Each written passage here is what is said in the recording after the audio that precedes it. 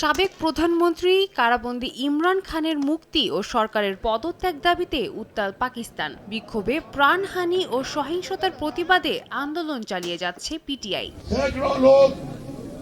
বুধবার পাকিস্তানের মানসেহরায় খাইবার পাখতুনখোয়ার মুখ্যমন্ত্রী আলী আমিন গান্দাপুর হুঁশিয়ারি দেন, সরকারের দমনপীড়নে পিছু হটবে না পিটিআই।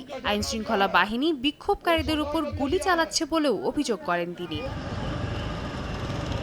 যদিও আগ্নেয়াস্ত্র ব্যবহারের কথা অস্বীকার করেছে দেশটির আইনশৃঙ্খলা বাহিনী। হাজার খানেক আন্দোলনকারীকে গ্রেফতার করা হলেও কারো ওপর গুলি চালানো হয়নি বলে দাবি তাদের। বিক্ষোভকারীদের হামলায় বেশ কয়েকজন সাংবাদিক আহত হয়েছেন বলেও জানান তারা। এদিকে সরকারের দাবি, আন্দোলনকারীদের চালানো ধ্বংসযজ্ঞে ক্ষতির পরিমাণ 190 বিলিয়ন পাকিস্তানি রুপি।